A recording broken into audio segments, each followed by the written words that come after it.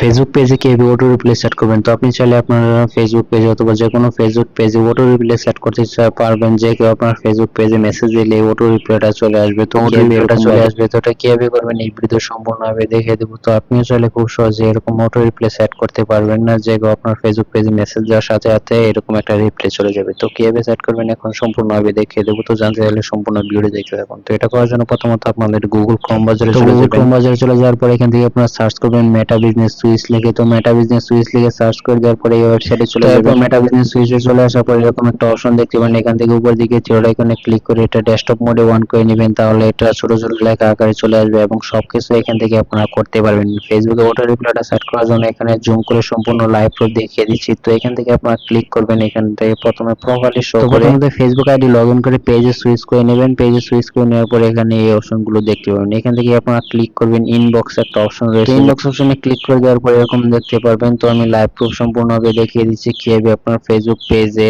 Auto রিপ্লাইটা set করবেন। এরকম ভাবে দেখতে পাবেন। তো এখান থেকে সম্পূর্ণ কাজটি করে দেখিয়ে দেবো কিভাবে অটো রিপ্লাই সেট করবেন। তো এখানে উপর দিকে দেখবেন যে অটোমেশন একটা অপশন পেয়ে যাবেন না, তো আমি মার্ক করে দেখিয়ে দিচ্ছি। তো এখানে ক্লিক, তো এখান থেকে অটোমেশন একটা লোগো দেখতে পাচ্ছেন, জাস্ট এই লোগোতে ক্লিক করে দিবেন। তো মার্ক করে সম্পূর্ণ জুম করে দেখিয়ে দিচ্ছি। তো এই লোগোতে ক্লিক করে দেওয়ার পর এরকম দেখতে পারবেন, এখানে আপনারা অন্য কিছু দেখতে পাবেন, অটো রিপ্লাই এর মতো কিছু একটা দেখতে পারেন, অথবা নিচের দিকে দেখবেন যে অটো রিপ্লাই অপশন পেয়ে যাবেন। তো এখন অটো রিপ্লাই সাইডে এডিট অপশন রয়েছে, জাস্ট এডিট অপশনে ক্লিক করে দিবেন। এডিট অপশনে ক্লিক করে দেওয়ার পর এরকম দেখতে পাবেন আপনি কি নামে অটো রিপ্লাইটা সেট করতে চান। তো এখান থেকে মেসেজ বক্স রয়েছে, টাইপ করে দিবেন আর এখানে কি লিখতে চান জাস্ট সম্পূর্ণভাবে দেখতে পারেন, যে এখানে টাইপ বক্সে দেখতে পাবেন যে সবকিছু লিখে দিতে পারেন। এখান থেকে যারটা লিখে দিবেন জাস্ট সেটাই অটো রিপ্লাই হিসেবে তার কাছে বোঝা যাবে, যে মেসেজ করবে আপনাদের ফেসবুক পেজে সবকিছু এখান থেকে লিখে দিবেন। এছাড়া এখানে যে মেসেজ করবে তার নাম এড করার জন্য দেখতে পাবেন যে তার নামটি শো করছে, আমি এড করে দিয়েছি অলরেডি। তো এটা এড করার জন্য নিচের দিকে একটা এআই এর মতো